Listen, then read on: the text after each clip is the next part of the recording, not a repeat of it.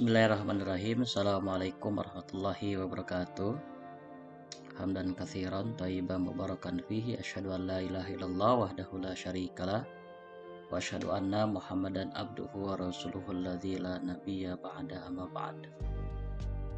Teman-teman sekalian, alhamdulillah puji dan syukur kita panjatkan kehadirat Allah Subhanahu wa taala atas kudrah dan iradahnya kita pada kesempatan yang berbahagia ini bisa kembali bersua, bisa kembali bertatap maya dalam perkuliahan online. Kali ini kita menginjak di pertemuan ke-6 untuk mata kuliah pendidikan agama. Kita akan berdiskusi kaitan dengan Al-Quran dan Al-Hadis. Baik teman-teman, sebagaimana yang disampaikan dalam hadis riwayat Muslim bahwa Nabi Muhammad SAW pernah bersabda yang berbunyi, taraktu fikum amroini malang tadillu ba'dahu in i'tasamtum bihi kitaballah wa sunnata rasulihi. Dalam berbagai redaksi, Rasulullah SAW pernah bersabda, aku telah tinggalkan kepada kalian dua perkara yang apabila kalian memegang dua perkara itu, maka kalian tidak akan tersesat selama-lamanya. Yaitu apa dua perkara itu? Kitaballahi wa sunnata rasulihi. Kitabullah dan sunnah rasulnya. Nah, ini merupakan satu penegasan dari Rasulullah SAW bahwa yang menjadi pedoman umat Islam, umat manusia pada umumnya di dunia ini adalah Al-Quran dan hadis. Kitabullah di sini bermakna Al-Quran, wa sunnata rasulihi bermakna hadis atau sunnah rasulnya. Kalau misalkan kita iman kepada kitab, kita percaya bahwa Rasulullah telah menerima wahyu dari Allah yang kemudian wahyu tersebut disampaikan kepada kita, yaitu yang kemudian disebut dengan Al-Quran. Sementara sunnah Rasul itu adalah perkataan, perbuatan, persetujuan dari Rasulullah SAW yang mesti dijadikan acuan atau referensi oleh umat Islam khususnya. Nah, jadi ada dua perkara yang kemudian masing-masing sama kita percayai, yaitu Kitabullah dan sunnah Rasul. Dua hal ini merupakan dua pedoman yang tidak boleh kita abaikan. Segala sesuatu permasalahan yang ada di dunia ini maka kembali kepada dua hal ini, yaitu Kitabullah dan sunnah Rasulullah SAW. Nah, teman-teman sekalian, kita akan coba bahas satu persatu. Nah, Al-Quran ini adalah sumber agama Islam pertama dan utama menurut keyakinan Islam yang diakui kebenarannya oleh penelitian ilmiah.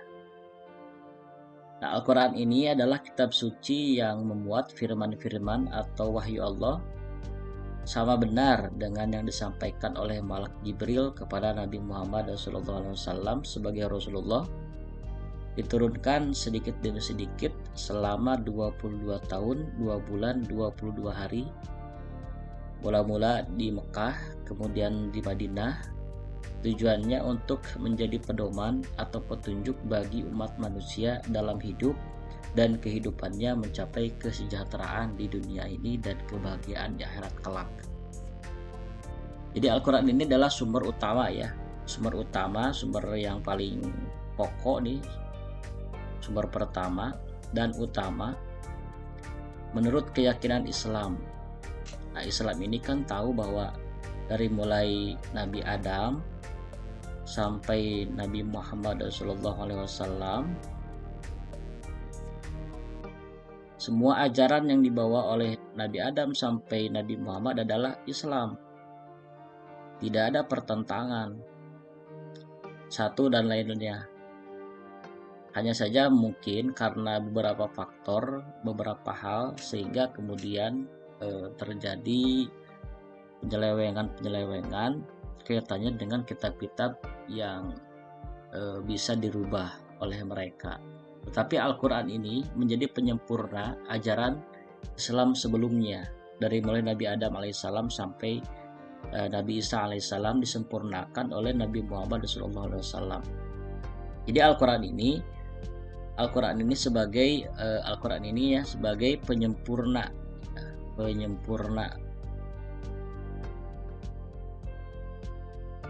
sebagai penyempurna ajaran-ajaran Islam sebelumnya. Jadi sejatinya pengikut atau orang yang mengaku sebagai Islam, pengikut nabi-nabi sebelumnya itu harus kemudian mengimani Al-Quran sebagai kitab terakhir, sebagai pelengkap dan penyempurna. Nah, dikatakan di sini bahwa Al-Quran itu terbukti kebenarannya secara ilmiah. Tentu saja gaya bahasa Al-Quran ini, gaya bahasanya tidak bisa dituruti ya. Ini maksud penelitian ilmiah ini, gaya bahasa Al-Qurannya tidak bisa diikuti, dicontoh oleh orang lain.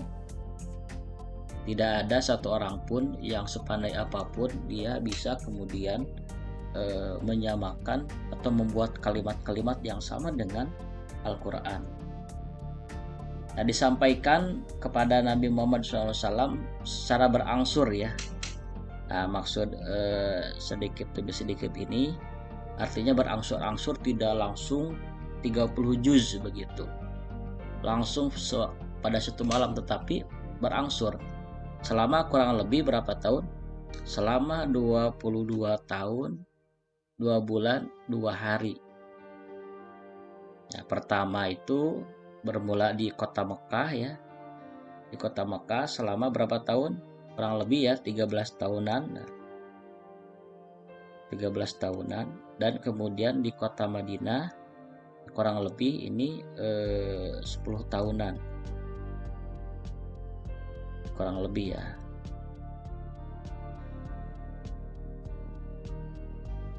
(13 tahun di Mekah turun ayat yang disebut dengan Makkiyah, dan 10 tahun di Madinah turun ayat Al-Quran yang disebut dengan Madaniyah begitu.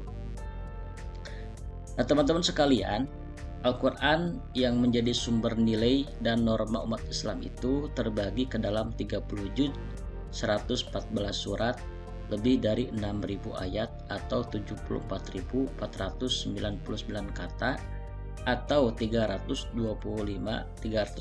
huruf. Kalau tidak percaya silakan hitung sendiri ya. Jadi Al-Quran itu memang menjadi sumber nilai yang dan norma utama umat Islam. 30 juz. Juz pertama itu dimulai dari surat Al-Fatihah, dan juz terakhir itu diakhiri dengan surat An-Nas. Terdiri dari 114 surat ya. 30 juz, 14 surat, dan lebih dari 6.000 ayat serta 74.000 kata atau 325.345 huruf. Nah, ini yang 30 juz, 114 surat, 6.000 ayat lebih ya, kurang lebih, atau 74.499 kata ini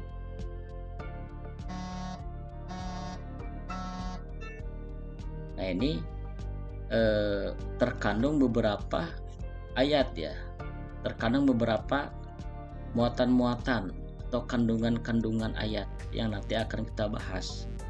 Yang ini kemudian menjadi pedoman untuk manusia. Gitu. Oke, kita lanjut dulu. Nah, Al-Quran tidak disusun secara kronologis.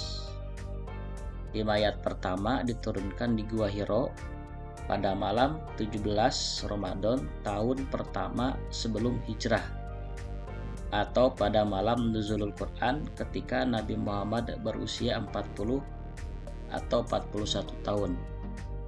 Sekarang letaknya itu di surat Al-Alaq 1-5. Ayat terakhir yang diturunkan di Padang Arafah ketika Nabi Muhammad berusia 63 tahun pada tanggal 9 Zulhijjah tahun ke-10 Hijriah. Kini terletak di surat Al-Maidah ayat 3. Nah, ayat pertama ini kan surat Al-Alaq 1-5 kan. Iqra bismirabbikallazi khalaq ya. Iqra bismirabbikallazi khalaq gitu.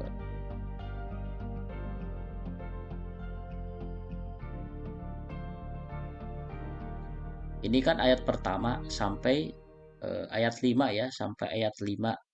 Nah, ini terletak di surat Al-Alaq. Walaupun ini ayat pertama yang turun, tetapi tidak menjadi ayat pertama yang letaknya di Al-Quran. Karena memang tidak disusun secara kronologis. Begitu. Lalu siapa yang kemudian menyusun? Itu hak prerogatif Allah.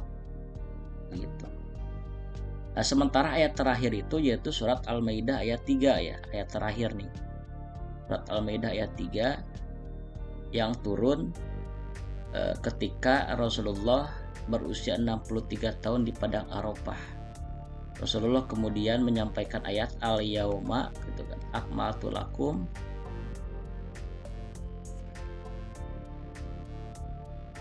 dinakum.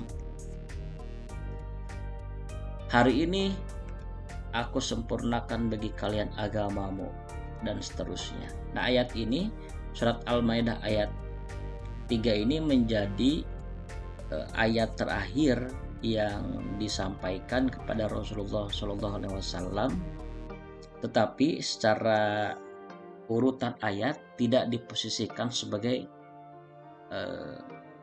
surat di surat terakhir begitu. Kita tahu kan surat pertama itu kan Al-Fatihah ya. Al-Fatihah surat pertama. Surat terakhir yaitu An-Nas. Nah, Al-Fatihah surat pertama, surat terakhir An-Nas. Kenapa tidak surat pertama itu adalah Al-Alaq sebagai ayat pertama yang turun? Kenapa kemudian ayat terakhir itu surat Al-Maidah ayat 3 sebagai ayat yang terakhir turun? Itu merupakan hak prerogatif Allah, tauqifi namanya, karena memang tidak disusun secara kronologis. Nah, kemudian kita kembali ke jenis ayat. Jenis ayat ada dua, ada makiyah, ada madaniyah. Kalau makiyah ini ayat-ayat yang turun ketika Rasulullah masih berada di kota Mekah kurang lebih 13 tahun.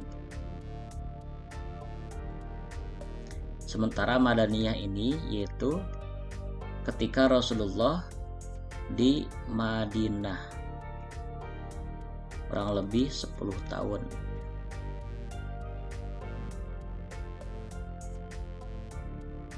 Jadi ada dua fase turunnya ayat. Yang pertama ketika Rasul di Mekah disebut makiyah selama kurang lebih 13 tahun.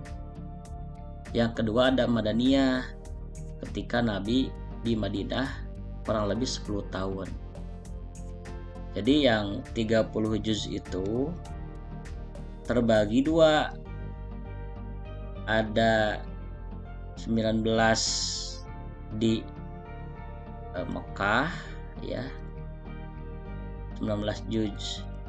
Nah, 11 juz di Madinah. Ini 19 juz ini surat Makiyah, 11 juz surat Madaniyah.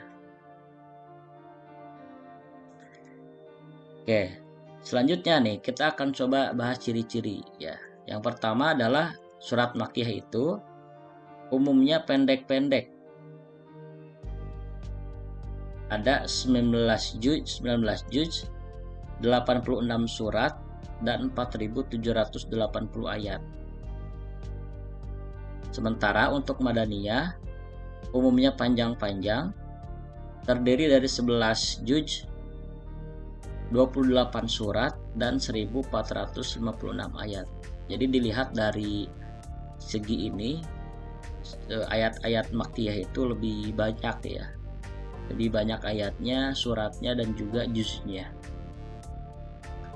Yang kedua, biasanya surat-surat Makkiyah itu, ayat-ayat Makkiyah diawali dengan ya ayyuhan nas.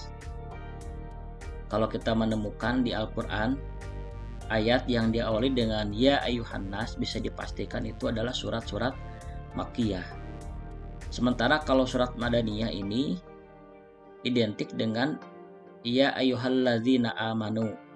Nah, kalau kita menemukan di Al-Quran ya ayyuhalladzina amanu, berarti itu surat Madaniyah, diturunkan di Madinah. Kenapa? Karena kalau ya ayyuhalladzina amanu itu diperuntukkan untuk orang-orang yang beriman.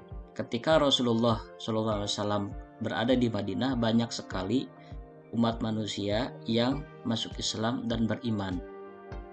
Sementara kepada penduduk Mekah, karena belum banyak yang beriman, yang diseru adalah sekelompok manusia, ya ayuhan nas, karena belum banyak yang beriman. Sementara ketika sudah di Madinah banyak orang yang beriman, maka ayat-ayat itu hitobnya kepada orang-orang yang beriman.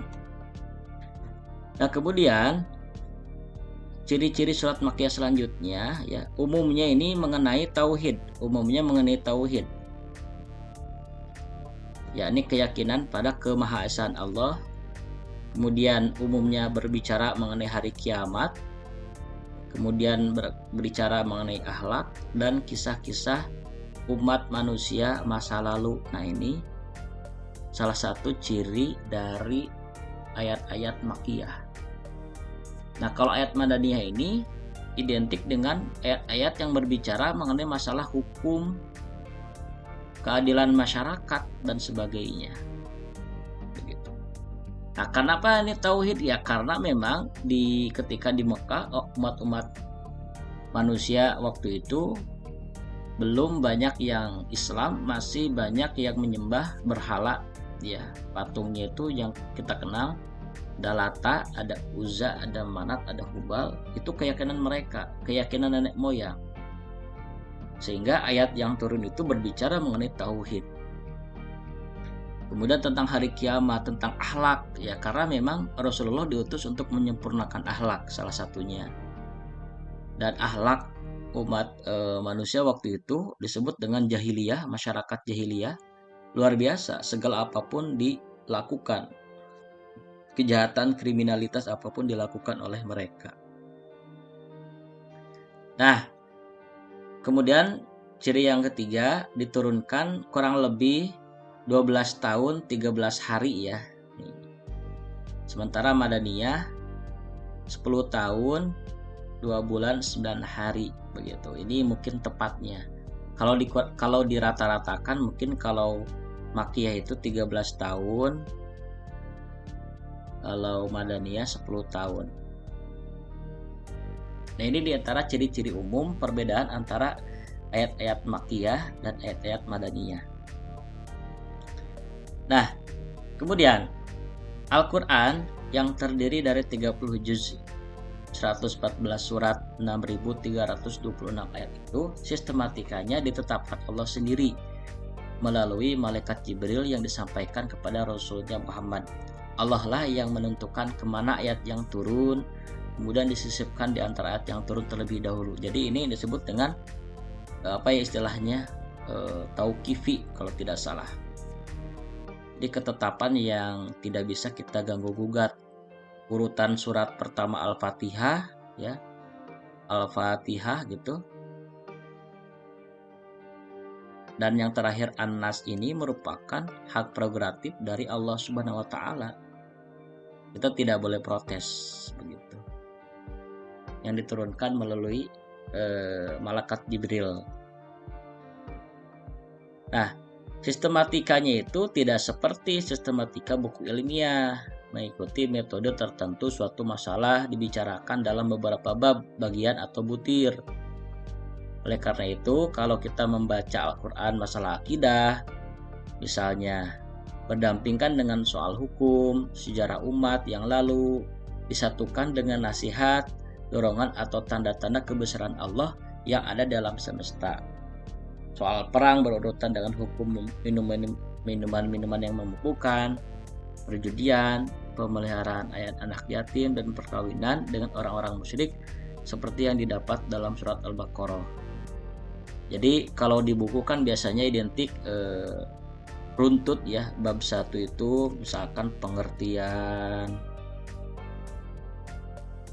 di isinya itu, kemudian prinsip misalkan, kemudian yang ketiga ruang lingkup.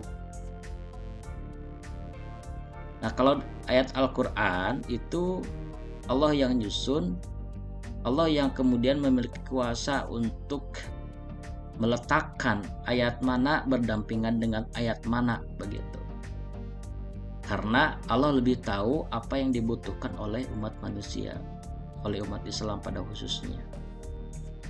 Sehingga tidak berurutan seperti metode ilmiah atau buku-buku pada umumnya. Karena memang tidak bisa disamakan. Al-Quran itu kitab suci, kalau buku itu karangan manusia sifatnya relatif, sementara Al-Quran sifatnya mutlak benarnya.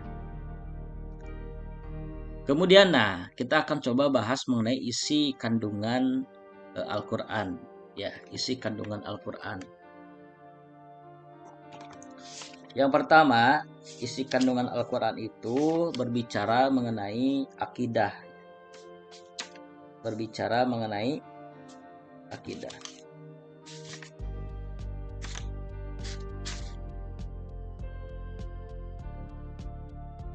Oke, akidah ini, perihal akidah ini umat Islam dituntut atau dituntun oleh Al-Quran untuk sama-sama meyakini keyakinan yang sama.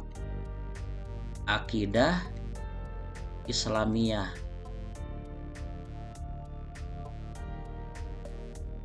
Dengan mengacu kepada prinsip tauhid kan gitu. Contoh yang sederhana saja misalkan surat Al-Ikhlas ya. Qul huwallahu ahad. Nah ini secara langsung Nabi Muhammad menyatakan kepada masyarakat ya, pada umat waktu itu, katakanlah oleh Muhammad bahwasanya Allah itu esa. Nah ini mengandung makna tauhid. Dan tauhid ini adalah merupakan prinsip dari Islam. Makanya di Al-Quran ini dibicarakan mengenai petunjuk akidah yang benar, yaitu akidah Islam. Yang kedua, petunjuk mengenai syariat atau syariah. Kalau syariat ini kan jalan ya. Kalau kita yakin kepada Allah sebagai Tuhan, ini yang merepresentasikan akidah, maka kita mesti turut kepada syariat Islam. Maka syariat itu dijelaskan pula oleh Al-Quran. Ada sholat, ada zakat, ada ibadah haji, ada saum, kemudian ibadah-ibadah yang lain, muamalah. Spektrum Islam kan sangat luas. Nah ini diatur oleh juga di Al-Quran, ada di Al-Quran.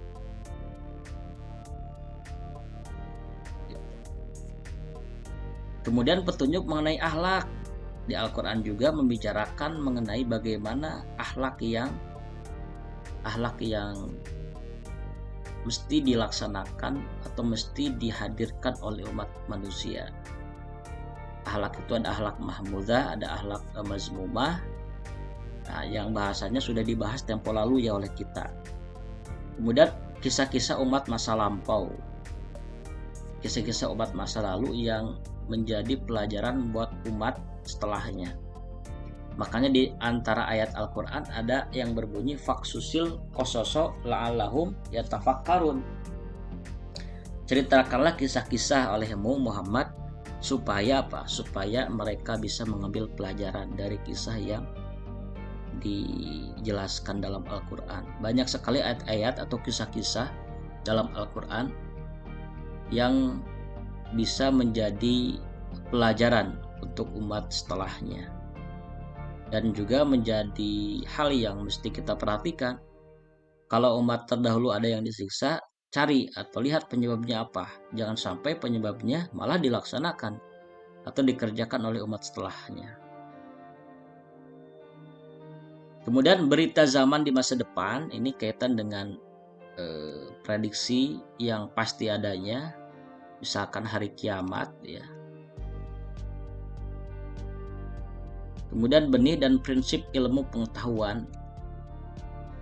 Kita tahu ada teori Big Bang ya, teori Big Bang, dentuman besar yang sempat menghegemoni bahwa alam semesta ini terjadi karena adanya dentuman besar. Nah, dari dentuman-dentuman itu jadilah planet-planet begitu. Awalnya satu padu begitu.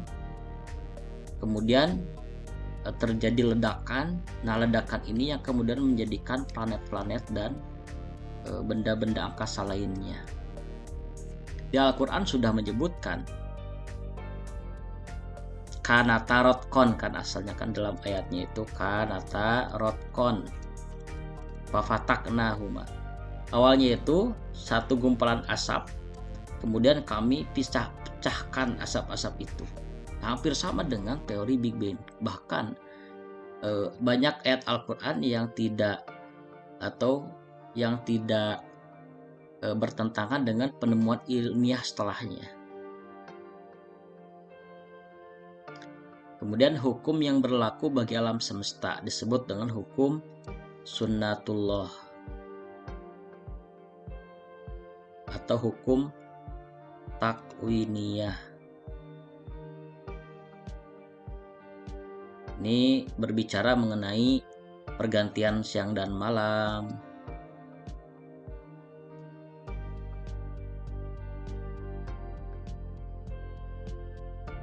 Kemudian adanya kehidupan dan kematian.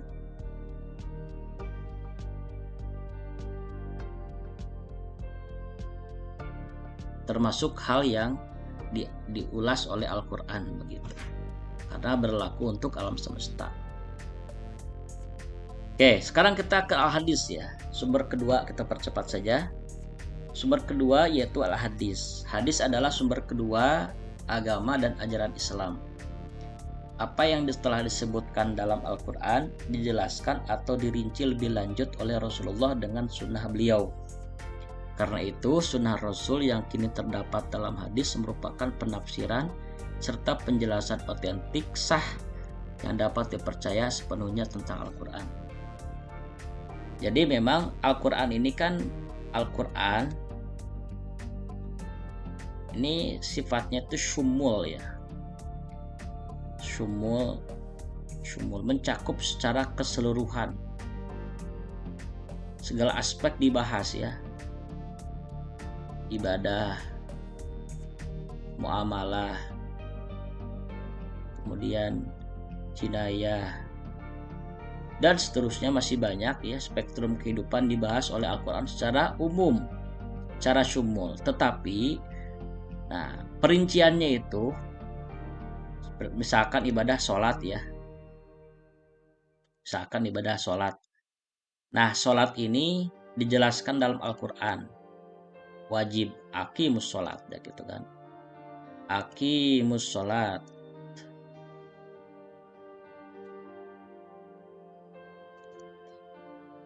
Jadi karena oleh sholat. Tetapi ya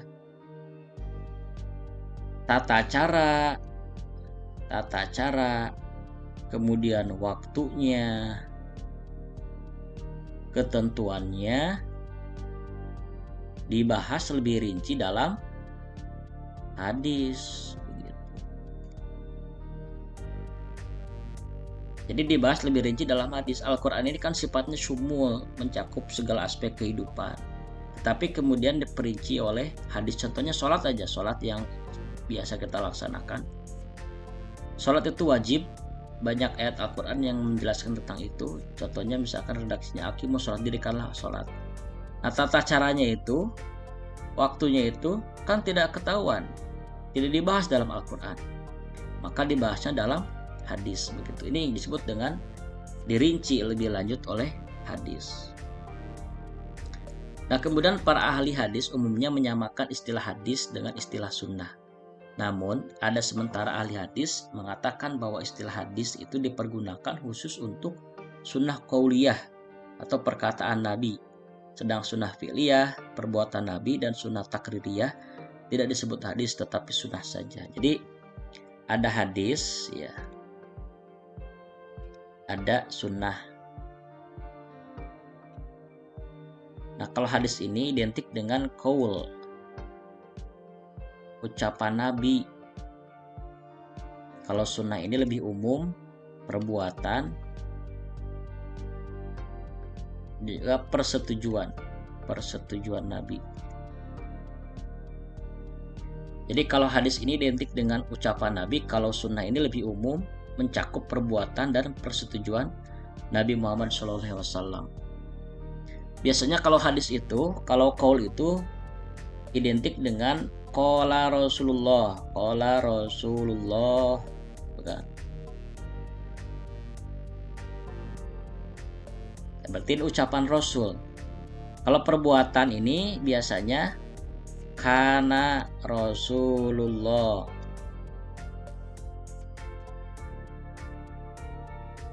Keadaan Rasulullah. Jadi Rasul melakukan, tidak mengucapkan. Nah, ini identik dengan sunnah. Kalau hadis qaul qala Rasulullah identik dengan ucapan atau perkataan Nabi. Nah, sebagai sumber agama dan ajaran Islam, hadis mempunyai peranan penting setelah Al-Quran. Al-Quran sebagai kitab suci dan pedoman hidup umat Islam diturunkan pada umumnya dalam kata-kata yang perlu dirinci dan dijelaskan lebih lanjut agar dapat dipahami dan diamalkan. Sebagai utusan Allah, Nabi Muhammad mempunyai wewenang menjelaskan dan merinci wahyu yang bersifat umum, ya, yang tadi Bapak sampaikan, diperinci dalam hadis begitu. Nah, di surat An-Nahl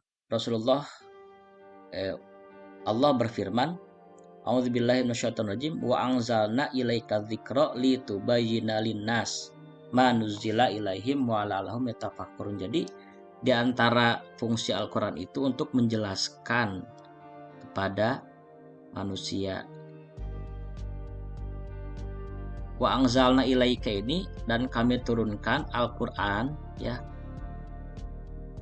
Al-Dzikra ini Al-Qur'an kepada Rasul untuk kemudian dijelaskan kepada manusia. Jadi Rasulullah punya kewenangan untuk menjelaskan secara rinci, ya, secara rinci makna dari Al-Quran dengan ayat ini, wa anzalna ilaika, dan kami dan Allah menurunkan kepadamu az-dzikra Al-Quran litubayyana linnas, untuk kemudian menjelaskan kepada manusia. Artinya Rasul punya kewenangan untuk menjelaskan maksud dari Al-Quran ini. Karena Rasulullah dimaksum, terjaga dari kesalahan, maka dipastikan apa yang disampaikan Rasul itu benar adanya. Tentu dengan kategorisasi hadis-hadis yang lain. Ada hadis fi'liyah, ada hadis sahih, ada hadis dhaif begitu, dan bahkan ada hadis palsu yang mesti diidentifikasi dengan baik dan benar. Nah, tugas mandiri yang ingin Bapak sampaikan kepada kalian adalah coba carilah contoh hadis yang sahih, kemudian yang dhaif, dan yang palsu. Ini tugasnya. Silakan carilah contoh hadis yang sahih, hadis yang dhaif, dan hadis yang palsu, masing-masing satu saja, jangan banyak-banyak. Oke, itu saja barangkali yang bisa Bapak sampaikan pada kesempatan kali ini. Mudah-mudahan apa yang Bapak sampaikan tidak puas, sehingga kalian bisa mencari referensi di yang lain. Itu saja barangkali yang bisa Bapak sampaikan. Sekali lagi, aku qouli hadza wa astaghfirullah li wa lakum. Wassalamualaikum warahmatullahi wabarakatuh.